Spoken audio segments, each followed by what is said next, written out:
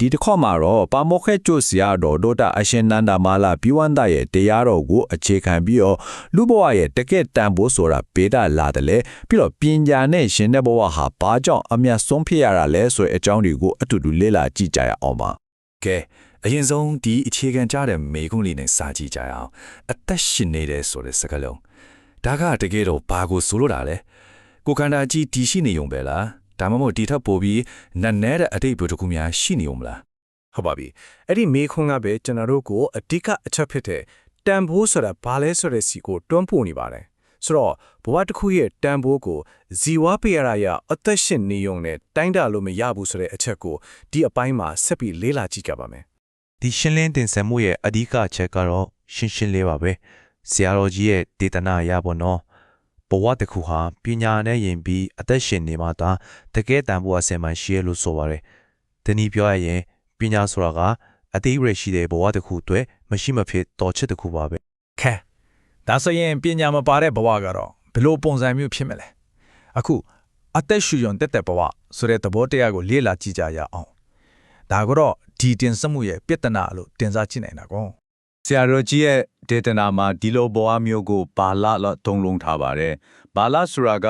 တရားရောက်ကိုအပြစ်တင်တာစီရင်ဆုံးဖြတ်တာမျိုးမဟုတ်ပါဘူးနော်ဒါကမြင်မာတဲ့အသိပညာနားလည်မှုမရှိပဲအသက်ကိုရှူသွင်းရှူထုတ်လုံးနေုံများနဲ့တည်ရှိနေတဲ့အခြေအနေတစ်ခုကိုပဲရည်ညွှန်းတာဖြစ်ပါတယ်ဒီမှာကြည့်လိုက်ရှင်းရှင်းလင်းလင်းမြင်နိုင်ပါတယ်ဘာလာဘဝမှာတည်တဲ့အရာတွေကဘာတွေလဲစားဖို့တောက်ဖို့ဖြောဖို့အခြေခံကြတဲ့အရာတွေမှာပဲရက်နေတယ်ဒါပေမဲ့မသိတဲ့အရာတွေကိုကြည့်လိုက်ပါအောင်အကြောင်းနဲ့အချိုးအကောင်းနဲ့အဆိုးဒီလိုနည်းနည်းတဲ့အသည့်တရားတွေကိုတော့လုံးဝတတိမထားမိဘူးမသိဘူးလို့ဆိုလိုတာပါဆိုဆရာတော်ရဲ့အဆုံးမရာပြော့ရင်စားတတ်တယ်တောက်တတ်တယ်ပျော်တတ်တယ်ဒီလောက်လေးပဲသိတဲ့အသိပညာအဆင့်က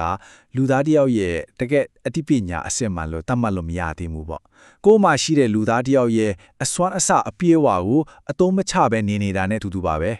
ဟုတ်ပြီအဲ့တော့ဘာလဘဝရဲ့အားနည်းချက်တွေအခက်အသက်တွေကိုတည်သွားပြီဆိုတော့အဖြေဘက်ကိုတစ်ချက်ကြည့်ကြအောင်ပညာနဲ့အသက်ရှင်ခြင်းဒါကဘဝကိုဘယ်လိုများပြောင်းလဲပေးနိုင်မလဲဒီအဆုံးမတစ်ခုလုံးရဲ့အနှစ်ချုပ်ကတော့ဒီပါဠိလေးပါပဲပညာဇီဝံជីဝိတမဟုထီထံအတိပ္ပယ်ကတော့ရှင်းပါရဲ့ပညာနဲ့ယင်ပြီးအသက်ရှင်တာဟာအမျက်ဆုံးအသက်ရှင်ခြင်းပါပဲတဲ့ဒါမဲ့ဒီနေရာမှာပညာဆိုတာကိုတေးသေးချာချာလေးနားလည်ဖို့လိုပါတယ်ကျောင်းမှာသင်တဲ့စာအုပ်ထက်ကအသိပညာတတ်ကိုပြောတာမဟုတ်ပါဘူးအဲ့ထက်ပိုပါတယ်ဒါကကိုယ့်ဘဝကိုပိုကောင်းအောင်ပိုပြီးတိုးတက်အောင်လက်တက်ကြကြလမ်းညွှန်ပေးနိုင်တဲ့အတောင်းချအသိဉာဏ်ပညာကိုဆိုလိုတာပါကဲဒါဆိုတကယ်ပညာအစစ်အမှန်ဆိုတာမှာဘာတွေပါတယ်ပထမတစ်ခုကတော့ဘာကိုရှောင်ရမလဲဘာကိုဆောင်ရမလဲဆိုတာကိုသိတာနောက်တစ်ခုကဘယ်လောက်ကလှုပ်တဲ့လဲဘယ်လောက်ကမလှုပ်တဲ့ဘူးလဲဆိုတာကိုခွဲခြားသိမြင်နိုင်တာအရေးကြီးဆုံးကတော့ဗျာအဲ့ဒီအတိကိုသုံးပြီးကိုယ့်ဘဝကိုတကယ်တိုးတက်အောင်လက်တွေ့လှုပ်ဆောင်နိုင်တဲ့စွမ်းရည်ပါပဲဟုတ်ပြီပညာနဲ့နေထိုင်ခြင်းရဲ့အခြေခံတွေကိုသိပြီဆိုတော့ဒီထက်ပိုမြင့်တဲ့အဆင့်အမျက်ဆုံးသောနေထိုင်မှုဆိုတာဘာလဲဆိုတာကိုစက်ကြည့်ကြအောင်ဆရာတော်ကြီးကရှင်းပြတာကတော့ဒီပညာလမ်းစဉ်မှာအထွတ်အထိပ်အရှင်းတွေရှိလေတဲ့အဲ့ဒါတွေကတော့ဝိပဿနာပညာဆိုလိုတာကအရာရာရဲ့အတွင်းသမောကိုထိုးထွင်းပြီးသိမြင်တာနဲ့မက်ပညာဒုက္ခကလွတ်မြောက်ရာလမ်းစဉ်အမှန်ကိုသိတာလို့ပါပဲ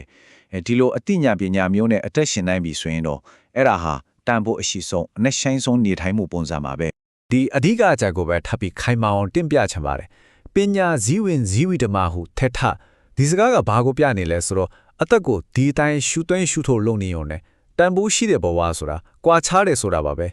တကယ်တန်ဖိုးအစစ်အမှန်ဟာပညာနဲ့ယင်ပြီးနေထိုင်ခြင်းကနေပဲရနိုင်တာပါကဲ